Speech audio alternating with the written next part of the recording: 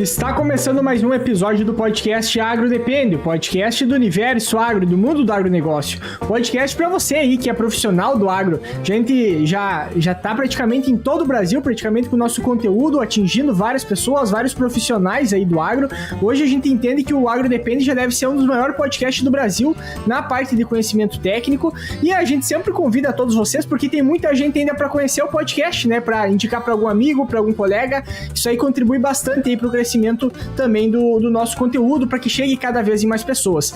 Daqui uns dias vai estar saindo também a retrospectiva lá do Spotify, que ele dá os podcasts que você mais ouve, e quando aparecer lá e o Agro Depende estiver na tua lista ali dos mais ouvidos, marque a gente lá, marque nós lá no Instagram, recompartilhe isso aí com todo mundo também. E obviamente, se você tá ouvindo esse episódio, algum outro episódio nosso, pega e manda uma foto lá para nós que tá ouvindo o Agro Depende, tá acompanhando aí na estrada, ou seja lá, nos afazeres aí que você estiver fazendo no dia a dia, que com certeza a gente vai estar repostando também e vai estar ficando bem feliz aí também por estar vendo a nossa mensagem chegar cada vez aí em mais pessoas.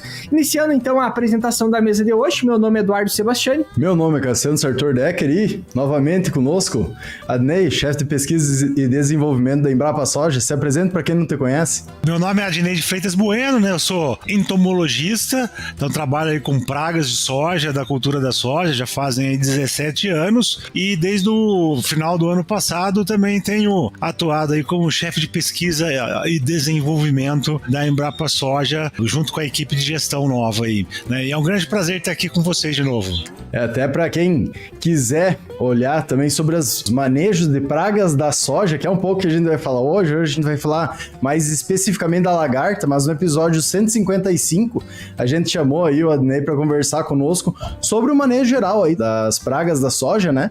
E hoje vamos focar um pouquinho mais em uma delas, que é uma das principais, e agora em diante começa a ser um grande problema, né? A gente vai pegar, no sul tá um pouquinho mais atrasado os plantios, né? Por causa do excesso de chuva aqui pro Mato Grosso, pro norte Cerrado, também tá um pouco atrasado, ó, por falta de chuva, né? Lá no sul é por excesso, aqui é por falta, mas a gente tem, principalmente aqui no Mato Grosso, soja em diversos estágios, onde tem soja nascendo, tem soja que nem foi plantada, tem soja com 60 dias, né?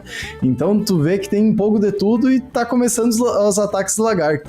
E uma coisa que a gente tá vendo que muitas vezes as próprias biotecnologias, né, que é as principais ferramentas de manejo, muitas vezes não estão conseguindo segurar tanto todas as lagartas, e também a questão dos controles químicos, muitas vezes, até pela questão de tecnologia, de aplicação, por um período tão seco, não estão também conseguindo segurar tão bem, e a gente tá vendo um aparecimento grande de lagartas já nesse início, e tem toda a safra para correr, né? Então, até a gente gostaria de pedir para ti, Adnei, o que vocês, dentro da pesquisa, desenvolvimento, junto com o mercado também, estão vendo dessa questão da lagarta desse ano na soja, ferramentas aí que estão sendo utilizadas? Bom, como você bem disse, o grupo de lagartas é uma das principais pragas da soja, junto com o percevejo. A gente tem tido aí a biotecnologia, a soja BT, como uma grande ferramenta que tem auxiliado bastante no manejo dessas pragas. Entretanto, a soja BT não é para controlar todas as pragas. Ela tem uns alvos principais que ela tem controlado bem, mas existem um complexo grande de lagartas e algumas delas não são mesmo controladas pela soja BT. Então o produtor precisa estar atento, saber o que é controlado pela soja BT, o que não é controlado pela soja BT, como a soja BT se insere dentro de um contexto maior, que é o manejo integrado de pragas, que é importante que ele continue firme, forte no campo, integrando diferentes ferramentas de controle, onde uma delas é a soja BT, mas você tem o inseticida, o uso de controle biológico, que tem crescido muito no Brasil também, e algumas dicas também de como adotar a soja BT de forma correta, para que se evite problemas de resistência, porque se a gente adota ela de forma inapropriada, a gente acaba perdendo essa ferramenta muito rapidamente, né? Todo esse complexo dentro de MIP, dentro de manejo integrado de pragas, é o que a gente vai estar passando algumas dicas aqui hoje para os ouvintes. Até comentando, né? Acho que a gente tinha falado no outro episódio, isso que tu fala das lagartas muitas vezes não são todas controladas, né? Foi uma das questões, eu acho que aquela vez a gente até, que foi estopim pra te chamar pra conversar, que tava ligado muito à questão de uma resistência que o pessoal tava achando da falsa medideira. Mas depois que tu nos explicou, tem todo ligado com uma outra espécie que a biotecnologia não tava cadastrada e não foi desenvolvida para pegar, né? Também controlar essa praga, e hoje ela tá em todo o Brasil, podemos dizer, e continua sendo um problema, né? Sim, a Hackplusia nu, ela é uma falsa medideira, assim como a Chrysodex, que é a principal alvo da soja ABT. A Hackplusia ela é muito parecida e no campo muito difícil de ser separada a olho nu ali pro produtor que tá vistoriando a lavoura, separar as duas espécies, elas se confundem mesmo.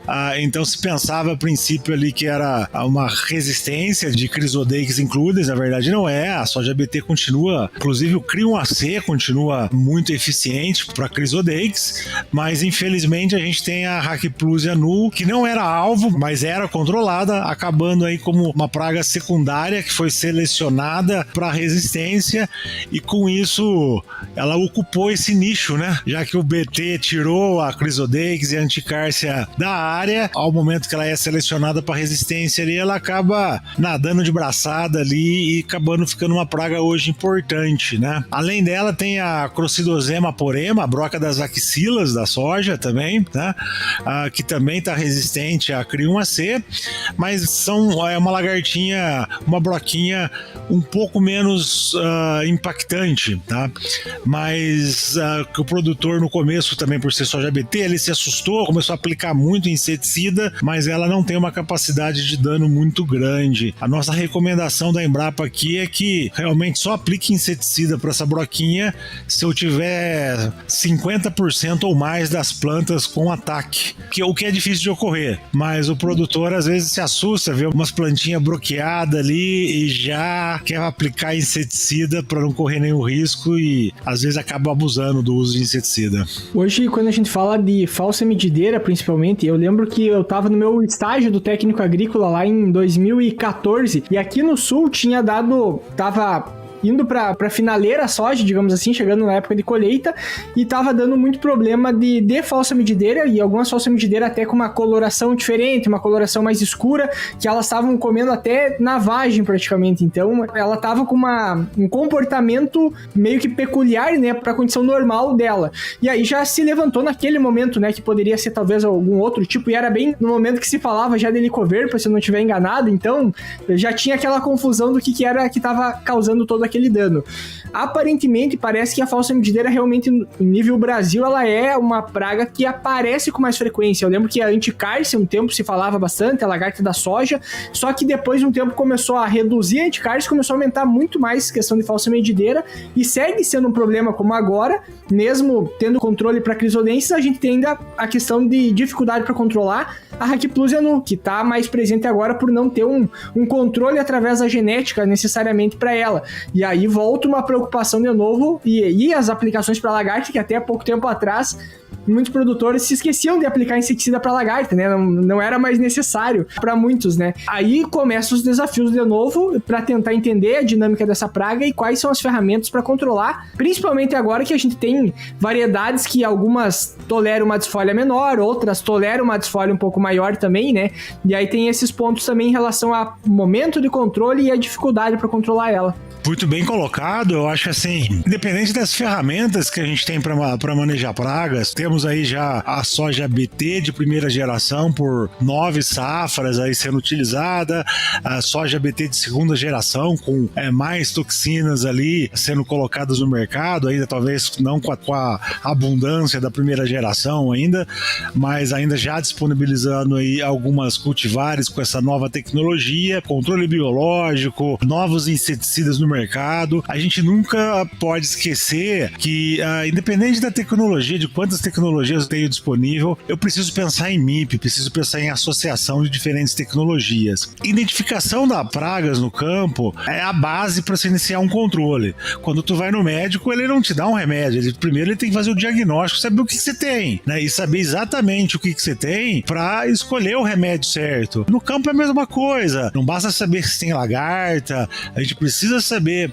qual é a espécie de lagarta que está lá em maior abundância para escolher o tratamento certo. Alguns tratamentos funcionam para Crisodeix, não funcionam para Raciplusia, às vezes o que funciona para anticárcia não funciona para falsa medideira, e a gente tem às vezes uma falsa impressão que a Crisodeix, anticárcia a gente não tem mais no campo, que tem hoje é Raciplusia. Não é bem isso. O que acontece, na verdade, é que anticárcia eu não encontro com tanta facilidade porque ela está sendo controlada, né? Ela está sendo controlada pela soja BT de primeira geração ali, todas elas, na verdade. O que eu vejo parece, nossa, essa lagarta é a que está bombando no campo, é a Raciplusia. Por ela não estar sendo controlada pelo Crium AC, ela aparece em maior abundância. Mas se eu pego uma soja convencional ali, todas elas vão aparecer em bastante quantidade, entendeu? A anticárcia às vezes até aparece primeiro, tá? Então a gente precisa, assim, não controlar todas as lagartas, mas estar atento a elas, estar monitorando e aplicar inseticida apenas quando necessário, quando os níveis de ação forem atingidos. A soja, ela tolera 30% de desfolha, se for no vegetativo, 15% no reprodutivo, sem perda de produtividade nenhuma. Então, o produtor às vezes, eu não quero ver minha soja desfolhada, mas ele tem que lembrar que ele não vem de folha, ele vem de vagem. Aí a planta tolera 30% no vegetativo, 15% no reprodutivo, sem qualquer produtividade, independente da cultivar. O que acontece é que cultivares de índice foliar menor, ou seja, cultivares que têm menos folha, ela vai continuar tolerando 30%. Só que 30% de uma área foliar menor é um valor menor.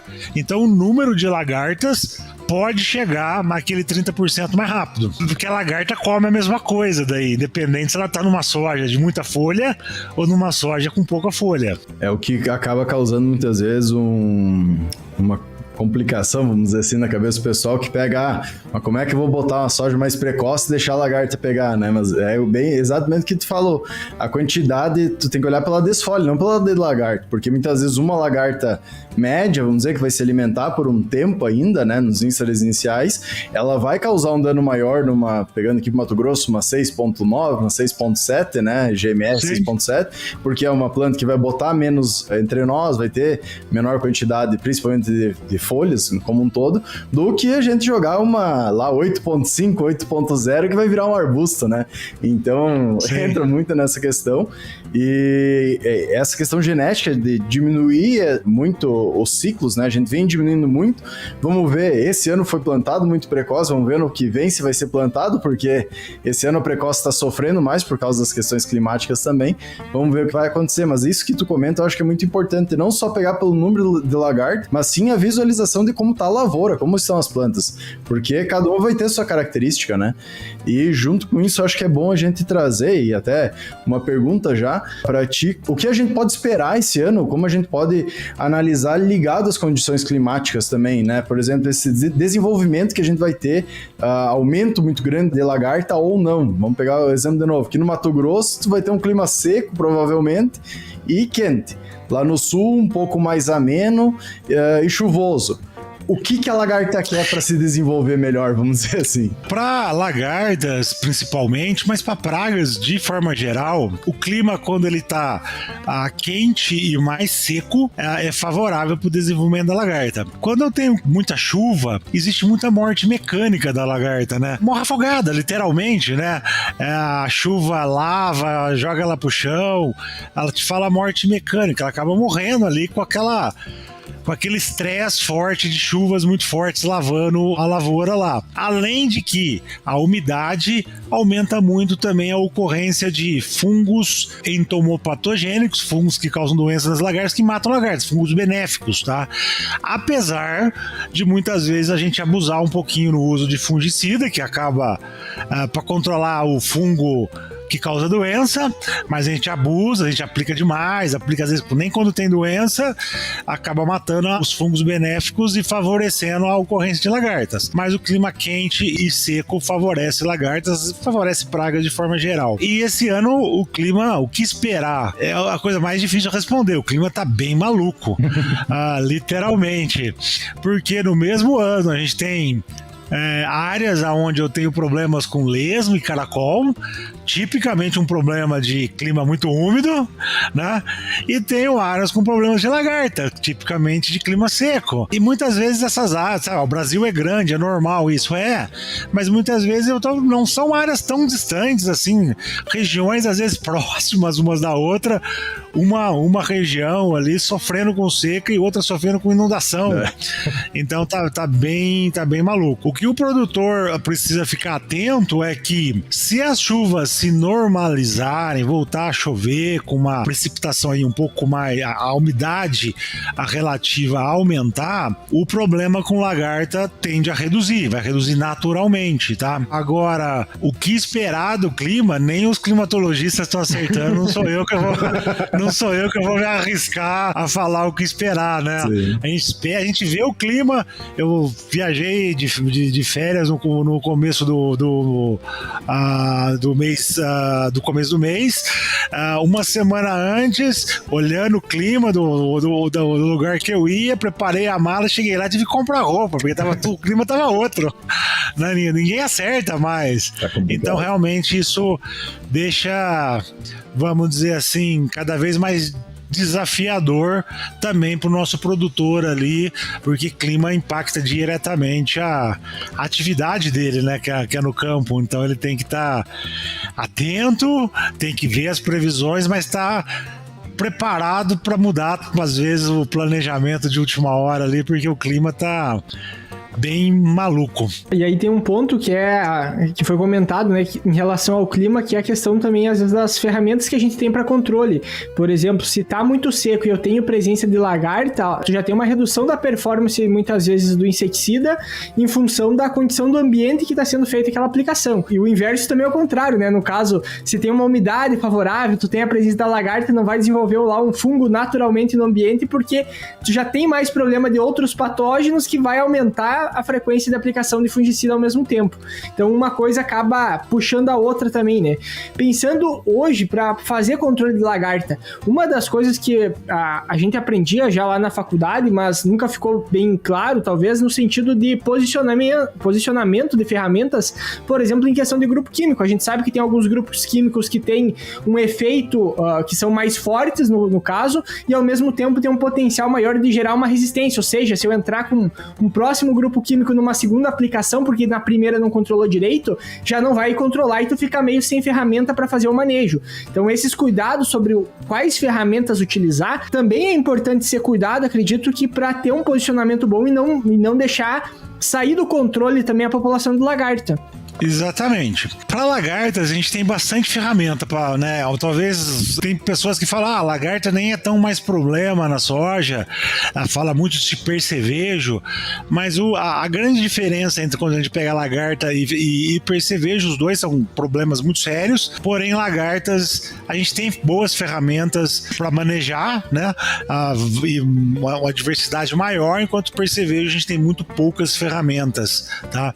E muitas vezes um pouco menos eficientes. A gente tem soja BT, a soja BT você vai decidir se vai plantar ou não, né?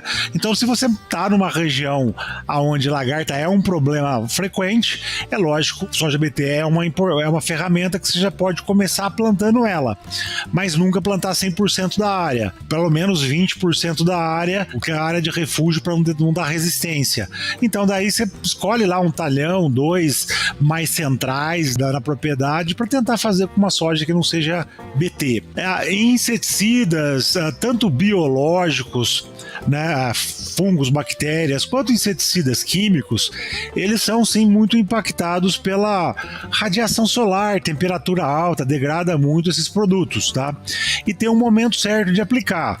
Nunca aplicar em infestações muito baixas de lagarta, porque senão, além de jogar dinheiro fora, você está também selecionando, aplicando mais, selecionando lagartas resistentes, tá? e aplicando o mesmo produto, você acaba fazendo que poucos indivíduos que eram resistentes no início se multipliquem entre si, e é o princípio da seleção natural ali de resistência. Rotacionar princípios ativos, modos de ação, não é princípio ativo, porque às vezes tem até grupos químicos diferentes que têm o mesmo mecanismo de ação, eles têm resistência cruzada, então a gente tem que selecionar modos de ação diferentes. Mas daí o produtor pode falar, não, mas como é que eu vou saber os modos de ação do produto? Eu sei o princípio ativo, é difícil.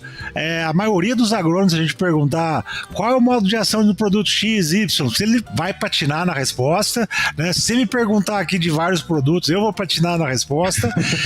Agora, o que tem, que é muito interessante? Tem um site que chama IRAC, não é o país lá não, é IRAC, é IRAC, inclusive que você pode ter o aplicativo onde você digita o nome do princípio ativo e você já consulta ali rapidamente o modo de ação. Independente do nome do modo de ação, é um regulador de crescimento, um inibidor da síntese de quitina, ele dá um número, grupo de ação 4A, 4C. O que é importante o produtor é trocar aquele número. Ele nem precisa saber qual é o grupo de ação, mas se ele usou um inseticida que é do grupo 4, depois ele não, mesmo que seja 4A, ele não pode usar um outro inseticida que seja do mesmo número. Se eu usei um 4A, eu posso usar um 4B? Não, é do grupo 4. Você tem que trocar para um 5, para um 10, para um 20, para aqueles que há uma outra opção. Fazendo isso, tá, é uma maneira de não deixar os resistentes crescerem demais no campo. E é muito importante isso, rotacionar modos de ação diferenciados. E se tiver temperaturas altas, tentar fazer aplicações, porque hoje o que a gente vê muito errado no campo, isso não é só para lagarta, é aplicações no meio do dia, em horários que nem a gente consegue ficar no campo direito. Imagina o coitado do inseticida lá, ele acaba sendo degradado. O pessoal hoje consegue aplicar porque tem o ar-condicionado bufando, né, no pulverizador. Exatamente. Então a gente precisa procurar horários melhores para aplicar ali, porque senão você está pedindo demais o inseticida.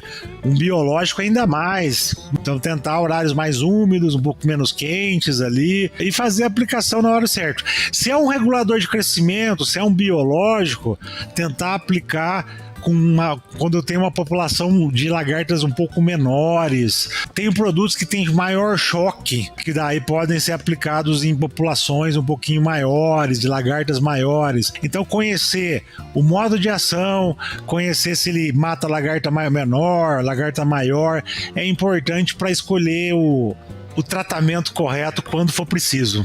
Acho que é interessante a gente trazer, eu abri esse www.irac-br.org, esse IRAC, e quanto conteúdo tem, né? Não fazia ideia que existia esse site.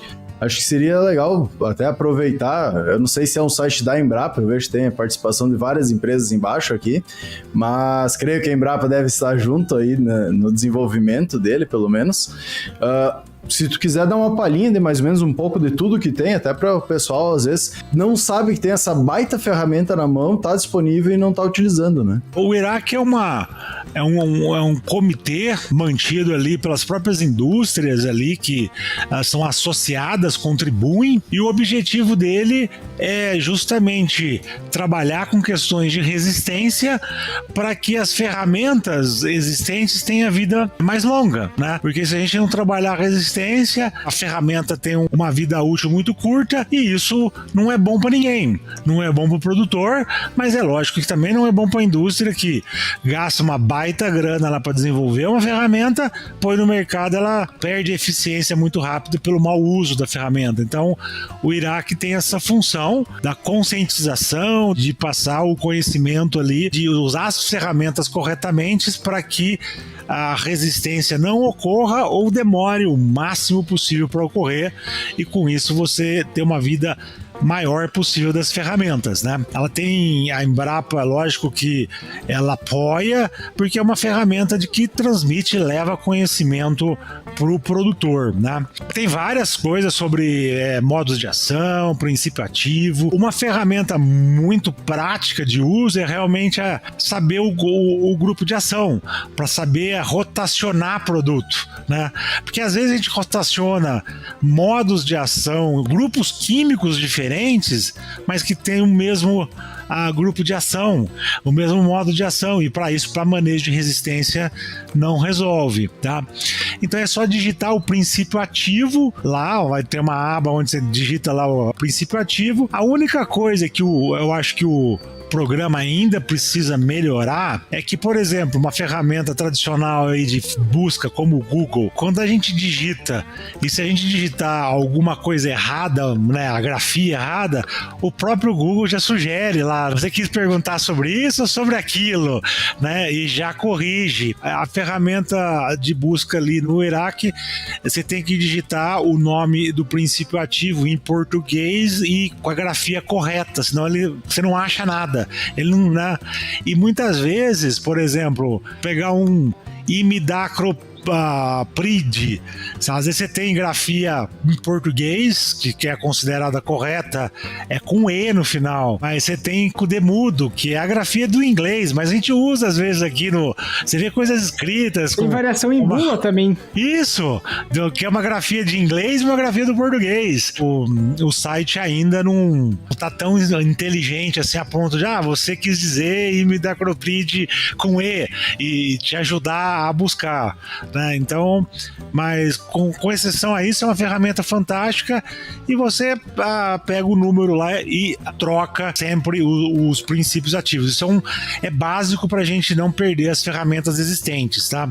E você pode usar no teu aplicativo no celular, né?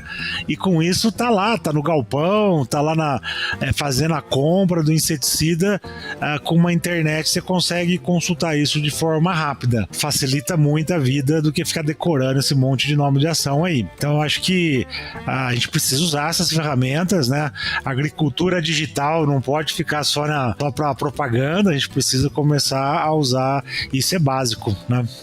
Hoje, eu já fiz alguns trabalhos aqui com baculovírus, né? Hoje a gente tem produtos que são a base BT, né? Como a gente tem a parte de baculovírus, que são mecanismos diferentes de controle. Uma das perguntas é, se eu tenho um soja BT, como é que funciona para fazer essa aplicação, por exemplo, de um produto BT? Obviamente o produto BT ele tem mais proteínas, mas ele poderia ser uma ferramenta mesmo assim para fazer esse controle. E a outra questão em relação a baculovírus. Hoje tem para Spodoptera, tem para Crisodensis, né, e para Equipeg e Hackplus também, tem alguns produtos aí para Helicoverpa especificamente, que os vírions ali, eles são específicos muitas vezes para o controle de lagarta. E também, às vezes, até para o pessoal entender como é que funciona, porque é um mecanismo diferente de controle se a gente for comparar BT com a parte de baculovírus. Exatamente, tá? Tem fungos também, patogênicos aí registrados para lagartas, são os chamados biológicos, né? Cada vez tem crescido mais, tá?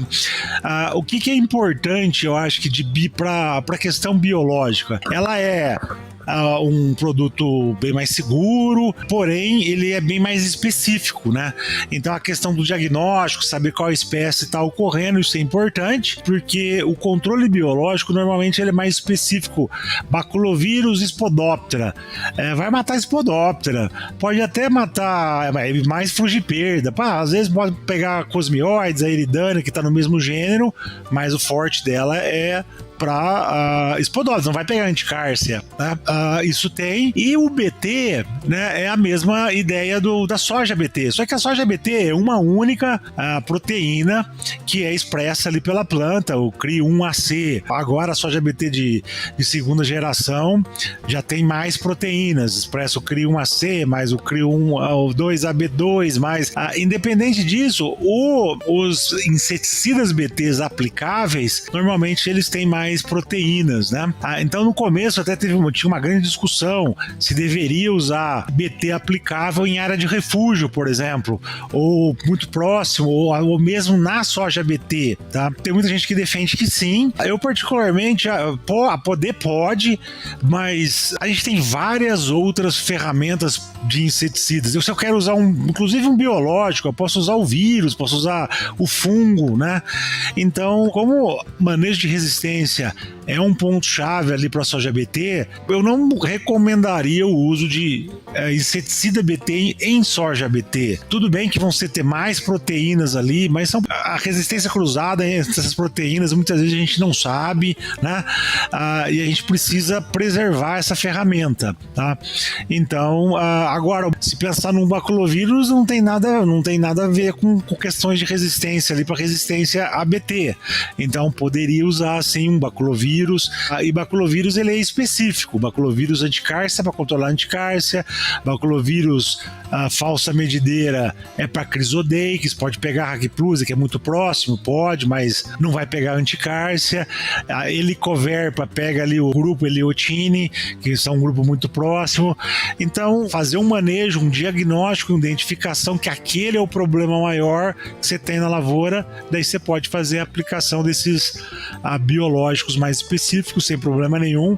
Pode muitas vezes até misturar esses biológicos, né? Desde que haja a recomendação da empresa que a mistura não é nenhum problema. Misturar um baculovírus falsa medideira com baculovírus Helicoverpa, por exemplo, se for as duas pragas que estiver ocorrendo, também são alternativas que podem ser feitas, né? Acho que uma coisa importante da gente ressaltar novamente, né, trazer, é a parte da observação no campo, do que a gente tem que olhar para controlar, a gente tem que saber o que a gente quer controlar, né, não entrar apenas com a aplicação, ainda mais num ano que nem esse, que nem tu comentou, às vezes a área do vizinho é totalmente diferente do que atua por questão do regime climático, de temperatura, de diversos outros fatores, né? O tempo tá tão louco que eu vi um problema num lugar que a soja tava seca de ter que aplicar lesmicida. Então, isca de lesma, porque a lesma estava atacando, né? Mais os caramujinhos, mas ter esse problema. Então, tá realmente um ano bem, bem louco, vamos dizer assim, né? Mas que faz a gente ter que ter mais atenção ainda e um cuidado cada vez maior com a questão do que a gente tá vendo no campo, né? Até a gente vai observar, começar a olhar como um todo, porque muitas vezes uma soja que ano passado foi o ano que alongou, deu mais folha, deu maior quantidade vegetativa, principalmente, esse ano muitas vezes vai ter muita soja que não vai fechar a carreira, por exemplo, aqui no Mato Grosso, né? Então a gente tem um cuidado todo específico, uma necessidade, às vezes um cuidado um pouco maior nessa observação da desfolha, de como utilizar os produtos, de quais produtos utilizar, que nem tu traz muitas vezes, alguns produtos a gente não vai conseguir ter uma eficiência tão boa, porque não vai se criar aquele microclima específico, onde tu iria conseguir fazer, por exemplo, com alguns fungos, um controle, muitas vezes isso não vai acontecer, né, o que vai aumentar a proliferação, como também a parte de que vai estar mais fácil, muitas vezes, chegar o produto numa pulverização, mas por outro lado pode ser que ele se perca no meio do caminho porque tá tão quente e seco que ele evapora antes de chegar na planta, né?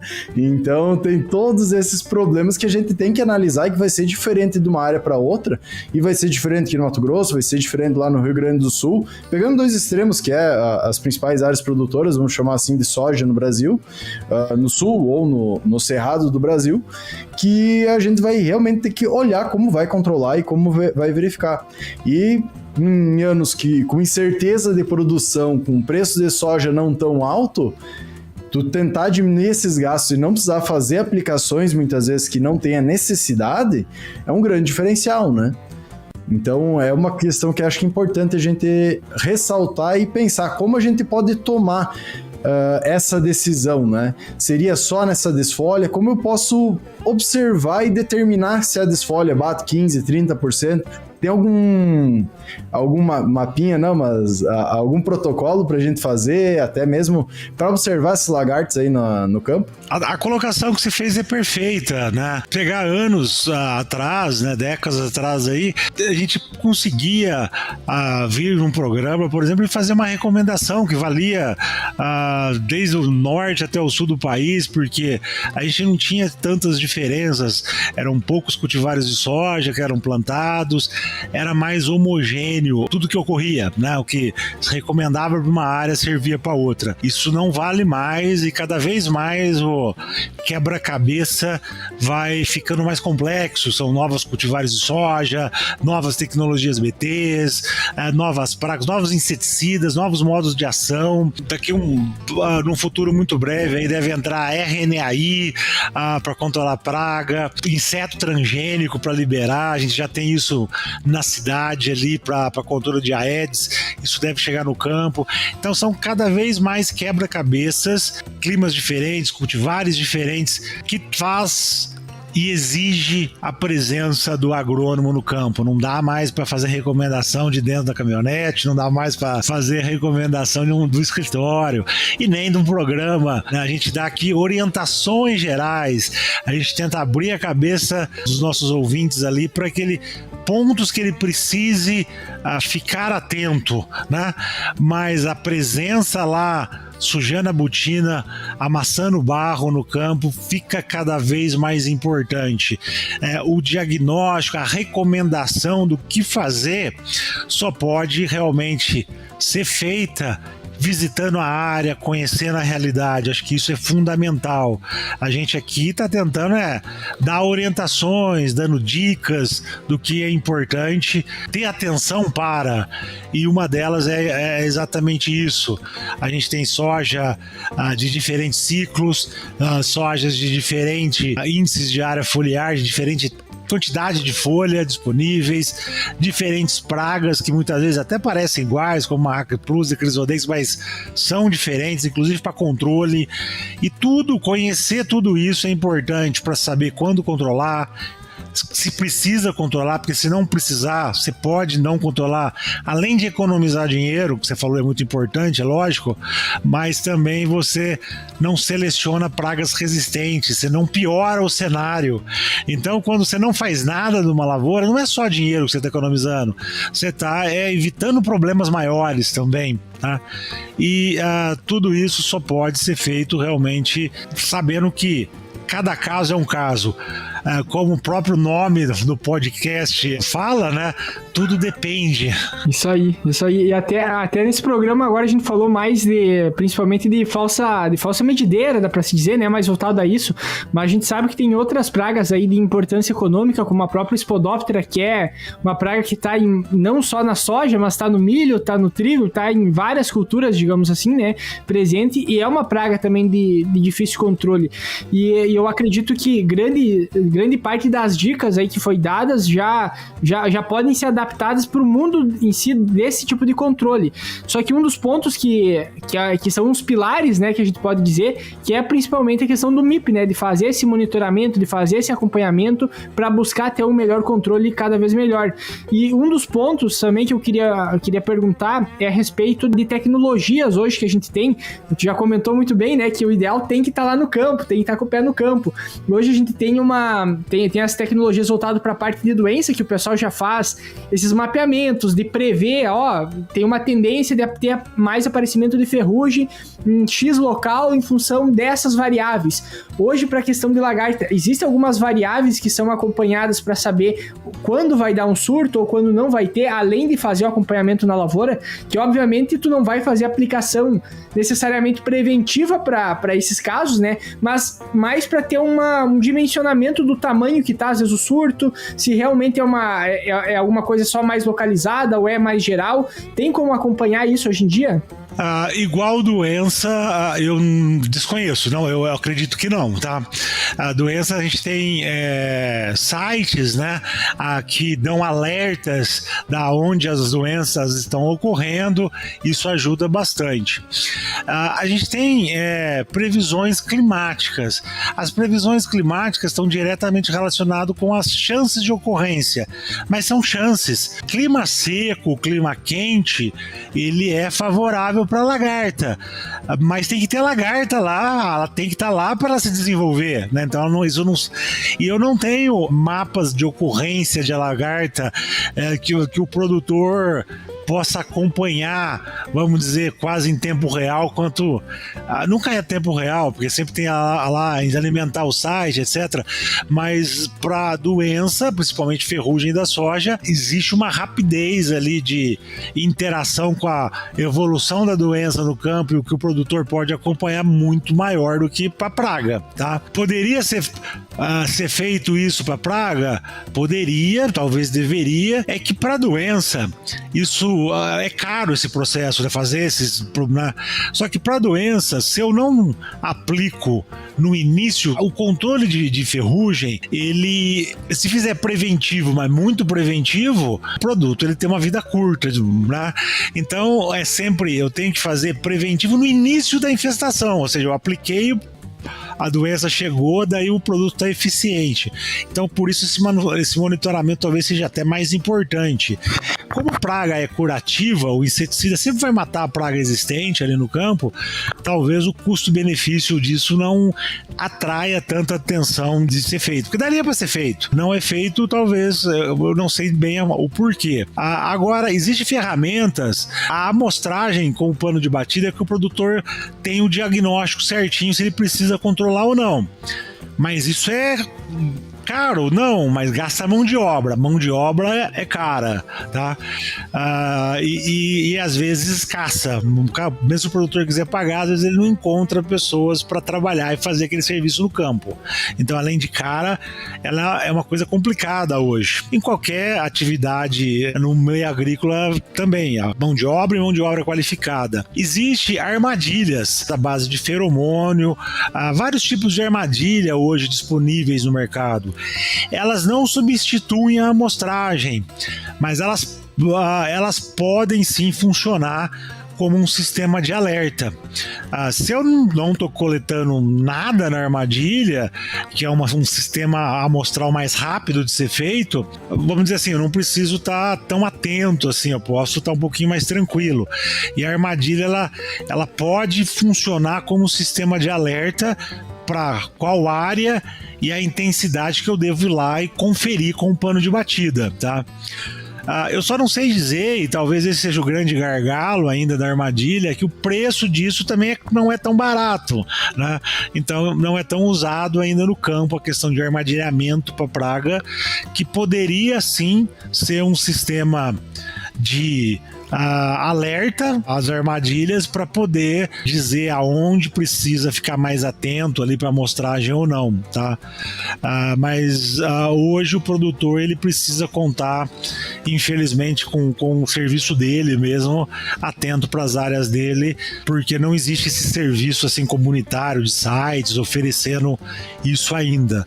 Espero que talvez um futuro próximo isso possa existir. Eu ia comentar, tem até um trabalho que está sendo desenvolvido pela CCGL no Rio Grande do Sul, lá pelos pesquisadores, né? Eles começaram essa parte de doença e agora estão indo para essa parte principalmente para cigarrinha de milho, se eu não me engano, que a gente conversou com o Glauber Stimmer, e dele deu uma comentada que está tendo esse desenvolvimento, eles já conseguem fazer algumas previsões, até mesmo com armadilhas com câmeras e coisas, eu não saberia dizer. Mas é bem interessante, tomara que venha, né? Que é uma coisa que auxilia muito e consegue ligar o campo com uma tomada de decisão mais assertiva. Uma questão... Mas você vê, tá vindo pra quê? Pra cigarrinha, que é uma praga daí de se eu não controlar, eu não faço nada com milho, acaba com milho, entendeu? Mas, então ela, por ser mais cara, ela tá sendo feita para problemas realmente mais... que não tenham tantas outras ferramentas, né? Ferrugem se instalar na lavoura, o tratamento curativo ele é muito fraco, né? É muito ineficiente. Como praga normalmente é eficiente o controle, a pessoa ela pode monitorar e talvez seja mais barato. Agora a cigarrinha, como envolve doença, complica um pouco mais. É uma praga mais móvel que tu tem como prever onde é que vai também, né? Que tem um certo padrão. Mas uma questão que eu acho que é interessante ligada com essa parte de ir no campo, né? Como tu comentou, amassar barro lá, fazer as vistorias. Hoje existe algum aplicativo, a gente fala tanto de aplicativos, né? Mas muitas vezes até para uma mensuração de porcentagem de folha comida, vamos dizer, tu coloca. Isso existe hoje, está sendo desenvolvido muitas vezes, é algo que já foi tentado fazer, não sei se tu que está dentro desse desenvolvimento real, vamos dizer assim, tanto de manejos e tudo mais, existe algo como isso hoje? Existe algumas tentativas, né? Existe muita pesquisa, tem muita gente, porque o grande gargalo, MIP, a gente tem vários dados aqui, principalmente no estado do Paraná, tem vários trabalhos que mostram o quanto MIP é eficiente, quanto isso reduz inseticida, quanto isso é bom, quanto isso é preciso. Mas isso é tão bom, qualquer produtor que você mostrar, você mostra para ele e fala: olha o que você faz com MIP, olha o quanto que você economiza de dinheiro, o quanto que você economiza de inseticida, mas isso é tão bom, por que não é tão adotado quanto deveria? A gente é crítico e precisa falar isso de forma sincera. Qual é o grande gargalo do MIP que não se adota? Amostragem, mão de obra. Ainda é um trabalho, MIP ainda exige mão de obra. E qual que é o grande gargalo, então? Fazer essa amostragem de forma mais rápida, barata e precisa, não usando tanta mão de obra.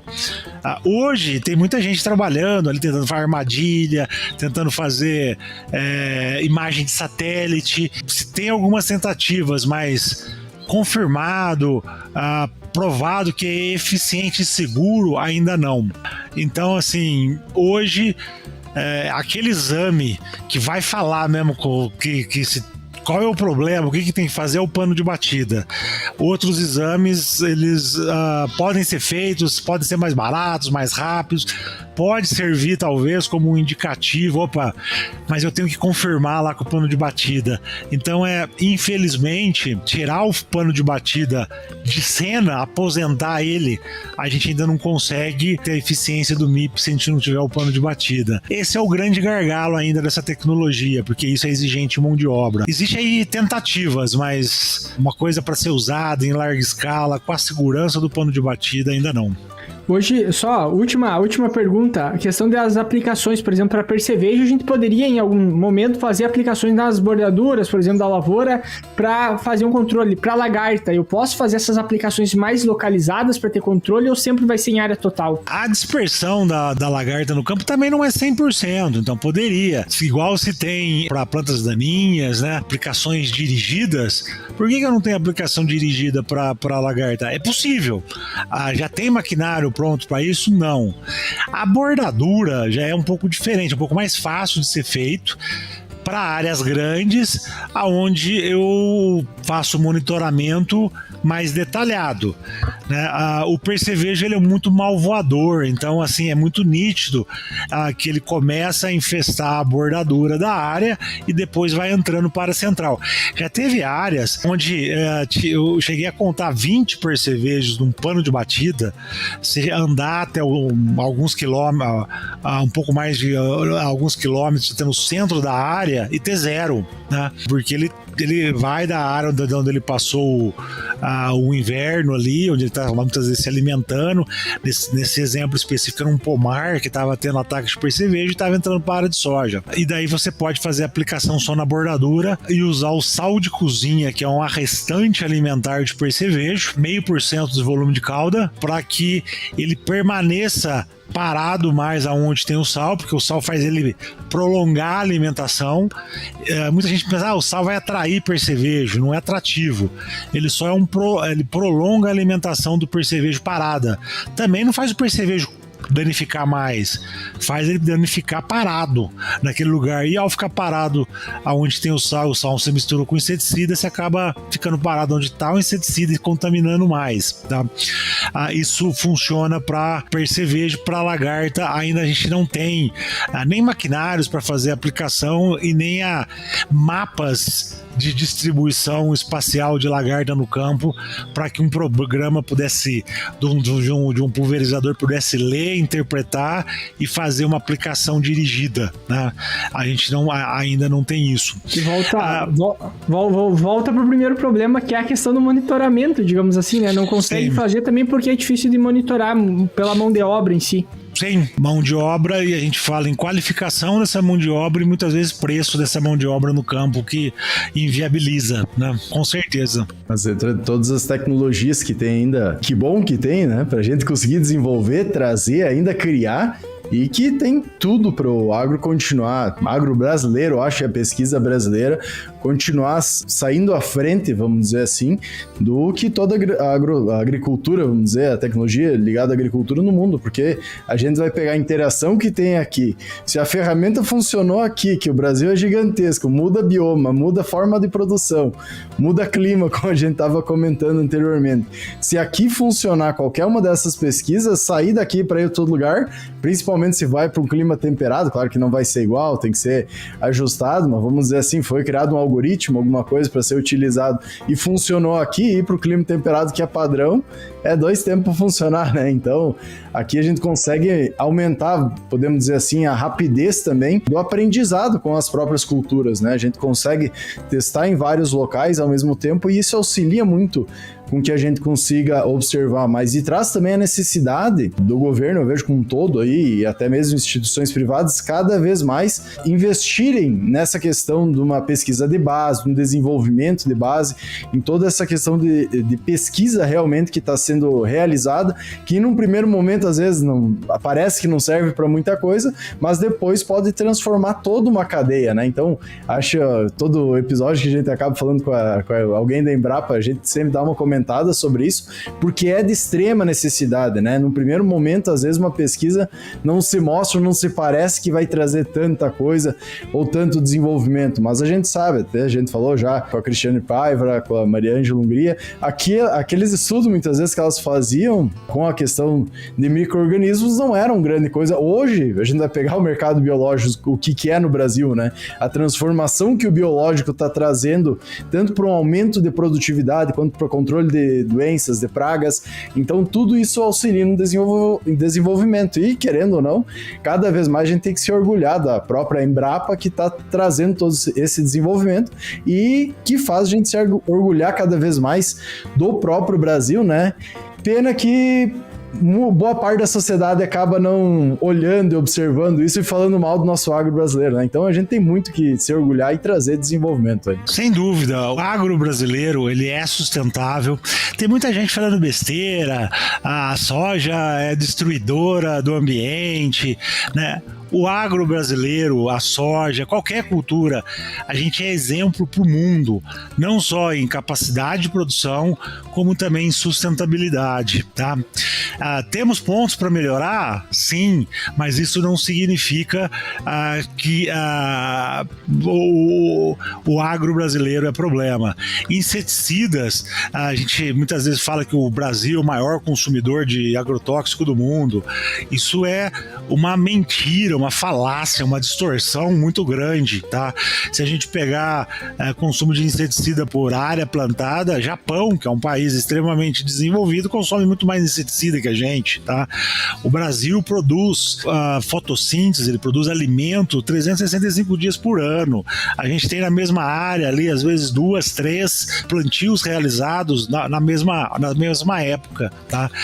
Temos que sempre continuar pesquisando e melhorar, Sim. Existe espaço para melhoria? Sim. Isso não significa que a gente está fazendo tudo errado, mas sim, a gente precisa se preocupar, se antever com alguns problemas, a seleção de insetos resistentes, pragas resistentes é um dos grandes problemas que a gente enfrenta hoje, poucas ferramentas de controle, né? Ter diversificação, ter um ambiente agrícola mais diversificado é importante para não selecionar pragas resistentes. Usar mais controle biológico, desenvolver novas ferramentas, monitoramento é importante, mas a gente já tem a produção brasileira de alimentos, ela é um exemplo para o mundo, assim, que a gente precisa realmente ficar orgulhoso de ser brasileiro e não criticar os nossos heróis lá no campo, que são, na verdade, os agricultores. É bem por aí, e também trazer cada vez mais a história do nosso agro como um todo, e como tu comentou, acho que isso é muito importante, a gente lembrar da nossa história, se orgulhar, né? A gente já teve episódio aí do Agro Depende com a Alisson Paulinelli, já falamos com a filha do Bartz, né, a Marie lá, então, que também é um dos grandes desenvolvedores, vamos dizer, da agricultura que a gente tem hoje, que começou tudo isso. Visionários. Exatamente. Então a gente tem muito que trazer, conhecer também, né, esse passado que fez a gente chegar onde é que a gente está hoje, e também ver todas as oportunidades que o Brasil tem ainda. A gente vai pegar toda a parte de irrigação, que a gente não utiliza quase nada, né, e que tem muita água para ser utilizada, que diferente do que alguns grupos falam, não vai secar os rios na cidade porque está usando no campo, porque entra dentro de um ciclo, né? As pessoas acabam esquecendo que tem o ciclo da água, que aprende lá na 3ª, 5ª série. Então tem todas essas coisas que a gente acaba trazendo, e toda a parte de desenvolvimento que o agro tem ainda para a própria, além de alimentação, de energia, né? Então a gente está conseguindo fazer um sistema circular, podemos dizer assim, né? Que também é um exemplo maior ainda para boa parte do mundo, que a gente está utilizando fontes renováveis de energia e cada vez mais aumentando isso, movimentando toda uma região, movimentando toda a economia e fazendo o Brasil ser cada vez mais forte. Vamos ver agora se algumas questões ligadas, por exemplo, a ferrogrão, que facilita o transporte e diminui a emissão de gás carbônico, todas essas outras questões que podem auxiliar em muito aí no desenvolvimento e também a diminuir nossa pegada de carbono, começam a ser olhadas aí pelo governo com um pouco mais de cuidado e observação. Mas vamos torcer que cada vez isso aconteça mais, que toda essa parte dentro da pesquisa ligada ao agro, principalmente com a Embrapa, né, seja cada vez maior, as parcerias próprias públicas privadas, acho que tem tudo aí pra gente cada vez ser melhor. E, Adnei, dá um tempinho aí pra tu dar teu recado final, indicar o pessoal também onde é que eles podem encontrar os conteúdos aí que vocês desenvolvem lá na Embrapa, pode ficar bem à vontade. Em primeiro lugar, eu queria agradecer, eu acho que é extremamente importante programas como esse, que buscam levar conhecimento, tá, pro produtor, pra dona de casa. A gente precisa levar conhecimento pro povo da cidade, que é os nossos clientes, vamos dizer assim, o cliente do agro, tá, porque eles são, na verdade, o que decide o que vai ser consumido, o que vai ser adotado ou não. Então a gente está do mesmo lado, né? E a Embrapa, assim como diversas outras instituições públicas, aí está aí para servir a sociedade, servir o produtor rural, que a gente convida aí todos os sojicultores para conhecer a Embrapa Soja, entender que a Embrapa Soja é a casa deles, assim como toda a Embrapa é a casa do produtor. E a gente está aqui para trabalhar e fazer para que essa sustentabilidade, para que esse exemplo de sucesso do agro brasileiro continue por muitas gerações, que os nossos netos aí se orgulham desse agro e continuem levando esse agro, produzindo alimento para o mundo, tá? Enquanto o Brasil, ele usa um pouco mais de 7%, menos de 8% do território nacional para produzir alimento, tá? É um dos países do mundo que mais protegem o meio ambiente. A gente tem aí mais de 60% do território brasileiro nativo, preservado, como Deus fez. E a gente não precisa crescer, a gente tem tecnologia para produzir mais usando menos. É isso que é a nossa missão, sempre produzir mais usando menos, preservando mais, tá? Acompanhem a Embrapa nas mídias sociais, a gente divulga muitas coisas através de LinkedIn, Instagram, Facebook, a gente tem um canal do YouTube também, que a gente leva a entrevistas, a vídeos ali demonstrativos, tá? E a gente tem um site onde onde todas as nossas publicações, elas podem ser feito download gratuitamente, tá? Então, o histórico mesmo de toda a produção da Embrapa pode ser baixado em PDF para aquele que precisar, tá? É só entrar no site da Embrapa. Se for soja, procura lá no Google Embrapa Soja. Aquele que trabalha com milho, procura lá Embrapa Milho, e assim por diante, para ir mais localizado e daí tentar achar a informação que precisa. E a gente tem também um canal do saque, né? Às vezes é tanta informação, sites, o produtor, às vezes, mesmo os técnicos podem ter dificuldade de achar o conteúdo específico. Tem um saque onde ele eu precisava de informações sobre o problema ou sobre a cultura X, Y, Z, e daí a gente ajuda ele a encontrar o site onde ele vai encontrar a informação, ou às vezes faz o envio da publicação para facilitar, porque a gente gera muito conhecimento, gera muitas publicações, mas nada adianta isso se isso ficar na prateleira. A gente precisa realmente que a sociedade como um todo adote as tecnologias geradas. Só assim realmente essas tecnologias e nossa missão é atingida, que é mudar, é impactar a nossa sociedade de forma positiva. Não, perfeito. E convidar todo mundo aí a ouvir nossos outros episódios. A gente tem vários episódios, eu acho que passa aí dos 20, 25 episódios com o pessoal da Embrapa como um todo, né? Tanto Embrapa Soja quanto também Embrapa Trigo, acho que é os que mais a gente tem episódios profissionais, né? Dessas duas Embrapas, e que a gente fica muito feliz em poder conversar e tentar entender também cada vez mais o que está sendo buscado dentro da pesquisa, o que está sendo trazido realmente de novidade para a gente realmente conseguir colocar no campo, tomar a melhor decisão, ser cada vez mais assertivo, o produtor rural conseguir produzir mais, conseguir ter uma lucratividade maior também, e a sociedade, né, ter toda a questão de maior alimento, maior movimentação também no mercado, economia, tudo mais. É uma cadeia que está todo mundo ligado, né? Então é muito importante isso aí para a gente estar cada vez mais assertivos. O episódio que eu tinha comentado, que a gente gravou com a Dinei, se tu quer ir lá e ouvir, é só procurar lá no Spotify, episódio 155 do Agro Depende, onde a gente falou aí sobre manejos de pragas de sojas, e pedir para todo mundo seguir a Embrapa aí nas redes sociais, ir lá no site deles, também nos seguir nas redes sociais, né? Tanto o Agro Depende, quanto os perfis pessoais, tanto do Eduardo, que é Eduardo Agro, quanto o meu, que é Cassiano Agro, para a gente também cada vez estar trazendo aí novidades, tanto do podcast, quanto de diversas tecnologias aí que estão sendo trazidas dentro do agro, e também manejos para a gente cada vez ser mais assertivo. No mais, muito obrigado novamente, Adnei, por ter tirado um tempinho aí para conversar conosco, ter passado tanta informação, e por hoje era isso. Até a próxima, pessoal. Valeu. Até a próxima. Valeu, pessoal.